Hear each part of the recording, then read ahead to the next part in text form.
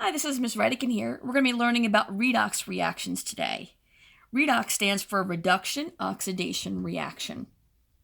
And your memory trick is Leo the lion says grr. And we're going to learn what that means and how to use that to get things right or to solve problems. Our first thing we need to know is that all single replacement reactions are redox, every single one of them. We're going to take a look at an example. This is a single replacement because the Ag and Cu are switching places. Right? They swap. Let's take a look at it from an oxidation point of view. So oxidation numbers of elements are 0. So these are elements by themselves. So 0, 0. When they're bonded to something else, they are an ion. This is an ionic bond, metal, nonmetal. Okay. If I look up chlorine, it has a -1 charge. Okay. -1. Now I know chlorine has other options, but in this case it's going to be -1 because it's acting as an anion. It's at the end. Copper, if this is -1, this is going to be +1. Copper can be +1 or +2, but since we know they have to add up to 0, this has to be +1. Same thing here. Chlorine's -1, so the silver is +1. And I think that's all it can be if you look on the periodic table. Now let's see what happened. So the silver went from being 0 to +1. It went up. Okay? It went up. That means it was oxidized. It lost electrons and was oxidized. That's the Leo. L for lost, electrons oxidized.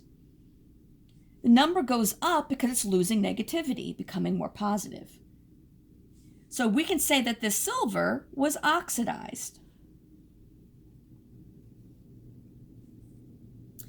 Now let's take a look at the copper. The copper went from being +1 to 0. It was reduced. The number goes down. It gained electrons for that to happen. Gaining negativity makes your oxidation number go down and was reduced. This is your GR. Gain electrons reduced. And you saw this in one of the videos today. Okay? You saw that the silver and the copper change places. Let's take a look at another example. Many, but not all, synthesis and decomposition are too. They're also redox. Many of them, not all. We're going to take a look of one that is. First thing, this is an element with itself. It's still an element though. 0. 3 moles of H2. It's still just H. There's no other element it's with at this point. Oxidation number of 0. Here they're bonded. Okay. So hydrogen's -1 in this case. Okay. It's at the end.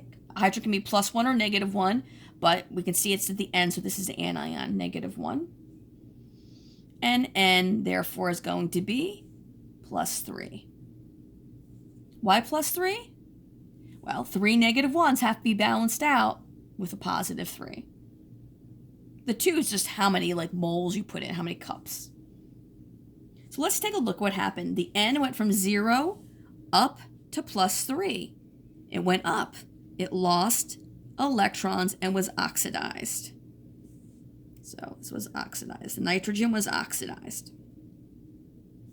The hydrogen went from 0 down to -1. It was reduced. Right? Gained electrons reduced. Notice they will always come together. You always have somebody gaining and somebody losing. Conservation of mass still applies. Okay. If this is a little complicated, that's okay. We have the rest of the week and next week to work on it. That's all.